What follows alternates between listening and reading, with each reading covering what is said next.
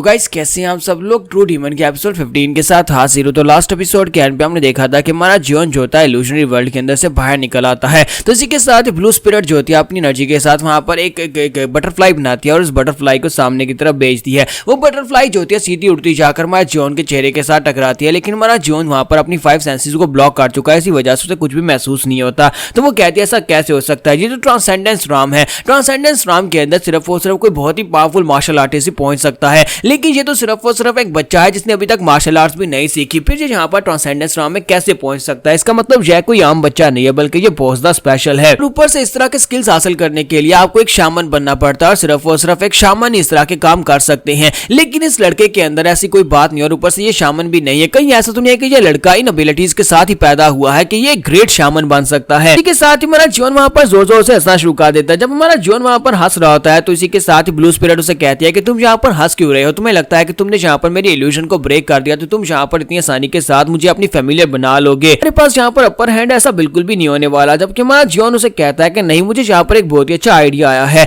तो blue spirit उसे कहती है तुम्हें यहाँ पर क्या आइडिया आया, फिर साथ ही वो चलाकर उसे कहती है कि तुम यहाँ पर क्या करने वाले हो। तुम्हारा जीवन इसी के साथ उसकी बुक को निकालता है और उसे कहता है कि ये देखो, मैंने यहाँ पर एक बार पढ़ा था जिसके अंदर लिखा हुआ था कि स्पिरिट्स जो होती हैं अगर वो कई हजार सालों तक यहाँ पर किसी एक चीज के साथ जुड़ी रहे तो वही उनका घर बन जाता है, और अगर यहाँ पर उनको डिस्ट्रॉय करना है तो हमें उस चीज को डिस्ट्रॉय करना होगा, तभी हम लोग यहाँ पर उनको डिस्ट्रॉय कर सकते हैं। और इसी के साथ ही हमारा जीवन जो होता है उसे कहता है कि अब मैं यहाँ पर इस बुक को डिस्ट्रॉय करने वाला हूँ, जिससे यहाँ पर तुम खुद ही मेरे सामने भीख मांगोगे कि तुम यहाँ पर मेरी फैमिली बनना चाहती हो। और इसी के साथ ही हमारा जीवन जो होता है अपने दांतों के साथ उसके ऊपर लगी हुई जो स्किन कवर होती है उसको फाड़ना शुरू कर देता है। जैसे ही वो उसको फाड़ता है तो उसी के साथ ही ब्लू स्पिरिट बहुत ही बुरी तरह जख्मी हो जाती है, वहां पर चलाना शुरू कर देती है और कहती है बेवकूफ बच्चे ये तुम क्या कर रहे हो, उसको छोड़ो, बुक को छोड़ दो। लेकिन हमारा जीवन वहां पर और भी ज्यादा उसको फाड़ना शुरू करता है और कहता है कि मैंने सही सोचा था, मुझे लगा ही था कि जब इस बुक के कवर को फाड़ा जाएगा तभी यहाँ पर तुम्हें नुकसान पहुंचेगा। अब यहाँ पर देखो तुम्हारा क्या होने वाला है। जबकि इसी के साथ ही वो बड़ी तेजी के साथ आगे बढ़ती है और कहती है कि ये लड़का यहाँ पर ऐसे कैसे कर सकता है, ये लड़का यहाँ पर उस बुक के ऊपर लगी हुई उसकी स्किन को इतनी आसानी से कैसे फाड़ रहा है, क्योंकि उस स्किन को तोड़ना इतना भी आसान नहीं था। अगर उस स्किन को फाड़ना या फिर उसकी सील को हटाना इतना आसान होता तो पिछले कई हजार सालों से यहाँ पर कई शामन आए और कई शामन के हाथ से बुक लगी, लेकिन कोई भी इसको ओपन नहीं कर पाया। तो इसी के साथ ही बड़ी तेजी के साथ आगे बढ़ती है, हमारे जीवन को गले से पकड़ती है और उसे वहां पर पिलर के साथ टकराती है और उसे कहती है लड़के तुमने यहाँ पर मुझे गुस्सा दिला दिया, अब यहाँ पर तुम मरने वाले हो। अगर तुम मेरी इल्यूजन से निकल गए तो इस बात से क्या फर्क पड़ता है, लेकिन मैं यहाँ पर तुम्हारा गला दबाकर तो मार ही सकती हूँ, मुझे यहाँ पर तुम्हारी बॉडी की जरूरत भी नहीं है। अब यहाँ पर तुम्हारी अपनी गलती की वजह से तुम मरने वाले हो, तो इसी वजह से मैंने यहाँ पर तुम्हारे पर तरस खाया था, तुम्हें एक ऑफर दी थी, लेकिन अब यहाँ पर तुम मरोगे। लेकिन वो जॉन को मार नहीं रही होती क्योंकि वो वहां पर उसे मौका दे रही होती है कि जॉन वहां पर अपने मुंह के अंदर जो उसने स्किन का टुकड़ा पकड़ा हुआ है छोड़ दे और साथ ही बुक को भी छोड़ दे। तुम्हारा जॉन उसे कहता है कि अगर तुम यहाँ पर मुझे मारना चाहती तो तुमने अभी तक यहाँ पर मुझे मार दिया होता, और वैसे भी तुम यहाँ पर इस बुक को मेरे हाथ से क्यों नहीं छीन लेती, ये बुक जो कि यहाँ पर तुम्हारी किस्मत के साथ जुड़ी हुई है, अगर इस बुक को फाड़ दिया तो तुम भी मरोगी, तो तुम्हें तो पहले इस बुक को मेरे हाथ से छीनना चाहिए था। तो ब्लू स्पिरिट जो होती है उसे समझ आ जाती है कि इस लड़का काफी ज्यादा समझदार है, उसे पता चल चुका है कि मैं इसके हाथ से इस बुक को नहीं ले सकती। तुम्हारा जीवन कहता है कि तुम मेरे हाथ से इस बुक को नहीं ले सकती, अगर तुम इस बुक को नहीं ले सकती इसका मतलब यह कि अगर मैं स्किन के टुकड़े को निगल जाऊंगा तो फिर यहाँ पर तुम क्या ही कर लोगी, तुम मेरे मुंह के अंदर से इस टुकड़े को भी नहीं निकाल पाओगी। और इसी के साथ ही वो उसके ऊपर और ज्यादा जोर डालना शुरू करती है और कहती है कि जल्दी से स्किन के टुकड़े को बाहर निकालो, मैंने कहा कि जल्दी से बाहर थूको। तुम्हारा जीवन कहता है कि नहीं, मैं इसको बाहर नहीं थूकने वाला। तो वो उसका गला दबा रही होती है जिसकी वजह से हमारा जीवन जो होता है उसकी हालत काफी ज्यादा खराब होती जा रही होती है, उसका गला दब रहा होता है, उस बेचारे की आंखें बाहर आ रही होती हैं, लेकिन वो स्किन के टुकड़े को वहां पर निगल रहा होता है ताकि उसको अपनी बॉडी के अंदर निगल जाए। इसी के साथ ही हमारा जीवन जो होता है वहां पर उस टुकड़े को निगल जाता है। जैसे वो उस टुकड़े को निगल जाता है वो स्पिरिट चिल्लाकर उसे कहती है कभी घटिया इंसान कहीं कि तुमने ये क्या कर दिया, तुमने यहाँ पर स्किन के टुकड़े को क्यों निगल दिया, और साथ ही वो उसका और ज्यादा गला दबाती है जिसकी वजह से हमारा जीवन वहां पर बेहोश हो जाता है। जब हमारा जीवन वहां पर बेहोश हो जाता है इसी के साथ ही वो जो स्पिरिट होती है वो भी बेहोश हो जाती है। दोनों के बेहोश होने के बाद हमारा जीवन उसकी स्पिरिचुअल स्पेस के अंदर चला जाता है जहां पर उसकी मेमोरीज होती हैं।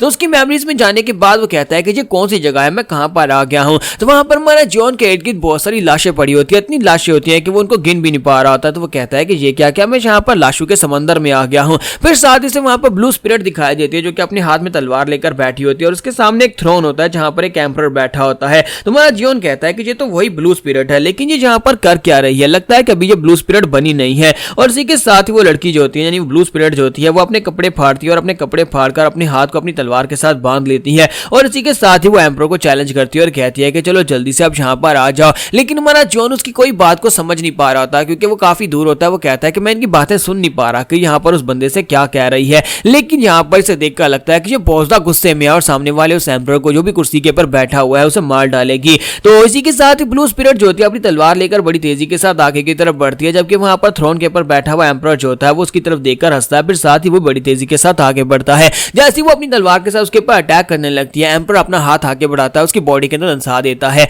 तो एम्परर अपना हाथ उसकी बॉडी के अंदर डालकर उसका दिल खींच लेता है, वो उसका दिल बाहर निकाल लेता है। तो ब्लू स्पिरिट का दिल निकालने के बाद वो उसे ऊपर से किक मारता है, जिसकी वजह से वो सीढ़ियों से वहां पर नीचे गिरती है। उसके नीचे गिरने के बाद उसके वहां पर बहुत सारे साथी होते हैं, वो अपने साथियों से कहता है कि जल्दी से आगे बढ़ो और इसे ऐसी सजा दो जैसी कभी किसी को ना दी गई। और इसी के साथ ही वो सभी लोग जो होते हैं जाकर उसकी बॉडी के करीब खड़े हो जाते हैं। हालांकि उसकी बॉडी से उसका दिल निकल चुका है, लेकिन वो अभी तक जिंदा होती है। और इसी के साथ ही वो सभी लोग अपने पास से अपने अपने नाइफ निकालते हैं और फिर साथ ही वहां पर उसकी स्किन को पील करना स्टार्ट करते हैं। वो उसकी पूरी की पूरी स्किन को उसकी बॉडी के ऊपर से पील कर देते हैं, यानी उसकी पूरी स्किन को ऊपर से उखाड़ देते हैं। और उसके बाद वो उसकी स्किन के साथ वहां पर एक स्किन कवर बनाते हैं, जो कि बुक के ऊपर उसको हमेशा के लिए उसके अंदर सील कर दिया जाता है। तो हमारा जियोन ये सब कुछ देख रहा होता है। हमारा जियोन कहता है तो इस तरह से यहाँ पर जो बुक बनी और इस तरह से यहाँ पर ब्लू स्पिरिट को मारा गया था और उसी के स्किन के साथ यहाँ पर इस बुक को बनाया गया था। तो इसी के साथ जियोन को जब होश आती है तो वो अपने सामने देखता है कि वहां पर बैठा होता है, बुक उसके हाथ में होती है और इसी के साथ ब्लू स्पिरिट भी वहीं पर होती है। लेकिन ब्लू स्पिरिट और उसके दरमियान में वहां पर एक धागा होता है जो कि उन दोनों की बॉडी के साथ बंधा होता है। तो ब्लू स्पिरिट कहती है ऐसा कैसे हो सकता है कि तुमने यहाँ पर मुझे अपनी फैमिलियर स्पिरिट बना लिया। जबकि हमारा जियोन वहां पर हल्का सा मुस्कुराता है और कहता है कि हाँ मुझे यहाँ पर एक ब्लू स्पिरिट मिल गई। वहां पर पूरी तरह से होश में आने के बाद ब्लू स्पिरिट जो होती है फिर से गुस्से के साथ आगे बढ़ती है और जियोन को जाकर गले से पकड़ लेती है, उसका गला दबाते हुए कहती है कि तुम छोटे ब्रैट कहीं कि तुमने यहाँ पर मेरे साथ क्या किया है।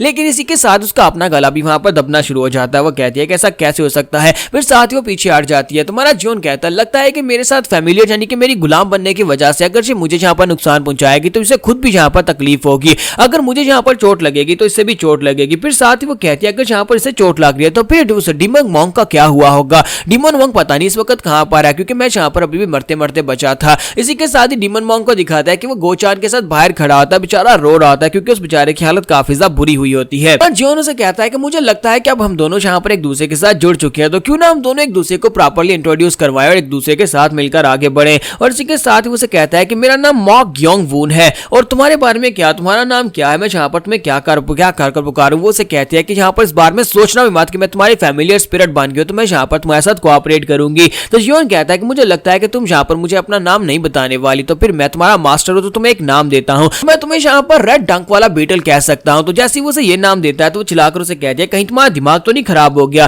तुम्हारा जियोन हंसना शुरू कर देता है और कहता है कि इस नाम में क्या खराबी है, तुम यहाँ पर बिल्कुल एक लाल मिर्ची की तरह और ऊपर से बिल्कुल एक बीटल की तरह दिखाई दे रही हो। तो वो उसे कहती है बकवास बंद करो, यहाँ पर मेरा मजाक मत उड़ाओ। तुम्हारा जियोन कहता है अच्छा ठीक है, मैं यहाँ पर तुम्हें एक और नाम देता हूँ। तो वो उसे कहती है कि मैं यहाँ पर तुम्हारे स्टूपिड नेम्स में बिल्कुल भी नहीं बसने वाली और मुझे यहाँ पर तुम्हारे जैसा कोई स्टूपिड नेम नहीं चाहिए। तुम्हारा जियोन कहता है क्योंकि तुम ब्लू स्पिरिट हो तो फिर आज के बाद से मैं तुम्हें यहाँ पर ब्लू स्पिरिट ही कहूंगा। उसकी बात सुनने के बाद आगे से ब्लू स्पिरिट बिल्कुल खामोश होती है, लेकिन वो काफी ज्यादा नक चढ़ी होती है, वो दूसरी तरफ मुंह करके बैठ जाती है। तुम्हारा जियोन कहता है लगता नहीं है कि इसे यहाँ पर मार पीट कर मैं अपना फैमिलियर बनाकर इसको यूज कर सकता हूँ, तो अगर मुझे यहाँ पर इसकी मदद लेनी है तो फिर मुझे यहाँ पर इसके साथ प्यार से पेश आना पड़ेगा। फिलहाल के लिए इतना ही काफी है कि मैंने यहाँ पर इसे अपनी फैमिलियर स्पिरिट बना लिया है। तो यहाँ पर हम लोग अपनी एपिसोड 15 का एंड करेंगे और नेक्स्ट एपिसोड में देखेंगे क्या हमारा जियोन यहाँ पर ब्लू स्पिरिट को भी अपने लिए टेम कर लेगा और क्या इसकी मदद से यहाँ पर लेडी सियोक और गार्ड कैम्प दोनों को मार सकता है या नहीं। तो एपिसोड की एक्सप्लेनेशन अच्छी लगी हो तो कमेंट करके जरूर बताइएगा और वीडियो को लाइक करना मत भूलिएगा। Thank you.